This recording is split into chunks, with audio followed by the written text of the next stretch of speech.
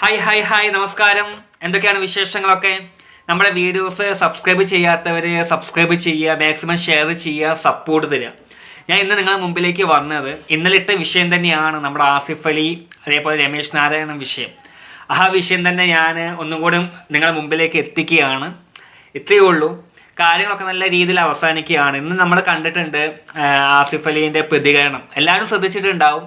നല്ല രീതിയിൽ അദ്ദേഹം അത് നല്ല രീതിയിൽ പ്രതികരിച്ചിട്ടുണ്ട്. സൗമ്യമായിട്ടാണ് പ്രതികരിച്ചത്. പിന്നെ ഇതിൻ്റെ ആസിഫ് അലി ഈ വിഷയം ഇവിടെ കൊണ്ട് അവസാനിപ്പിക്കുകയാണ്.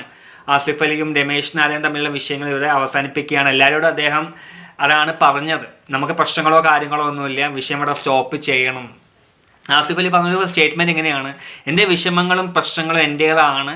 അപ്പം അത് ഇനിയിപ്പം പുറത്തേക്ക് ഉദ്ദേശിക്കുന്നില്ല, കൂടുതൽ ആ രീതിയിലേക്ക് അവതരിപ്പിക്കാൻ ഉദ്ദേശിക്കുന്നില്ല എന്നാണ് ആസിഫ് അലീൻ്റെ ഭാഗത്തു നിന്നുണ്ടായത്. വളരെ നല്ലൊരു കാര്യമാണ്. ഞാൻ ഇന്നലെ തന്നെ സപ്പോർട്ട് ചെയ്താണ് സംസാരിച്ചത്.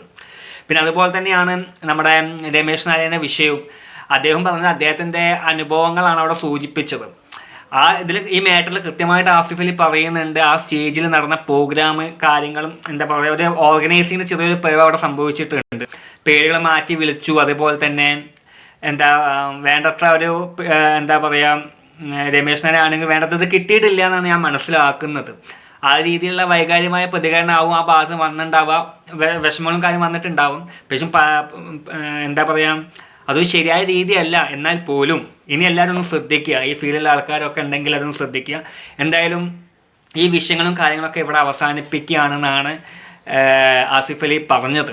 വളരെ നല്ല കാര്യം തന്നെയാണ്. എന്തായാലും നമ്മളിങ്ങനെ ഊതി പെരുപ്പിച്ച് ഇനിയിപ്പം പല രീതിയിൽ കമ്പാരിസൺ വരുമ്പോൾ ഭയങ്കര പ്രശ്നമാണ്.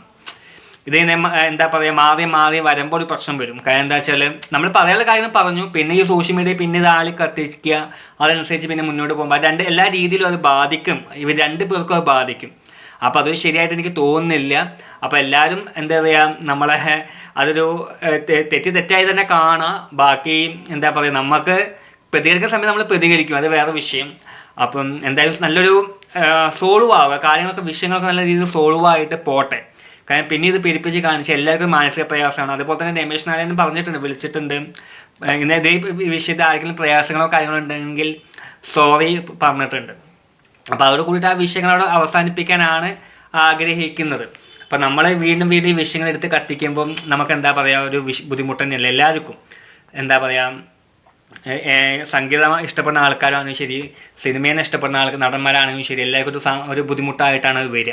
അപ്പോൾ എന്തായാലും നല്ല രീതിയിൽ അവസാനിക്കുക, പോട്ടെ, നമ്മൾ വിട്ടുകളയുക. അതൊക്കെ കാര്യങ്ങളൊക്കെ നല്ല രീതിയിൽ അവസാനിപ്പിക്കുക. നമ്മൾ പ്രതികരിക്കുന്ന സമയത്ത് നമ്മൾ പ്രതികരിക്കും, അത് വേറെ വിഷയം. എന്തായാലും നല്ല രീതിയിൽ അവസാനിക്കണം. ഈ വിഷയം നല്ല രീതിയിൽ അവസാനിക്കട്ടെ എന്ന് ഞാൻ ആത്മാർത്ഥമായിട്ട് വിചാരിക്കുകയാണ്. പിന്നെ അതേപോലെ തന്നെ നമ്മളെ വീഡിയോസ് കാണാത്തവരുണ്ടെങ്കിൽ നമ്മുടെ വീഡിയോസ് കാണാൻ, ഷെയർ ചെയ്യുക, സപ്പോർട്ട് ചെയ്യാം. എന്തായാലും ഇന്ന് നടന്ന ആസിഫ് അലി ഇന്ന് അവരെ കോളേജിൽ ഈ വിഷയമായിട്ട് നല്ല രീതിയിൽ അവതരിപ്പിച്ചിട്ടുണ്ട്. വൈകാരികമായിട്ടൊന്നും പ്രതികരിച്ചിട്ടില്ല, വളരെ നല്ല കാര്യം. പിന്നെ കൂടാതെ ഒരു സിനിമയുടെ പ്രമോഷനായിട്ട് ബന്ധപ്പെട്ടാണ്. വിദ്യാർത്ഥികളൊക്കെ നല്ല സപ്പോർട്ട് ചെയ്ത് തന്നെയാണ്.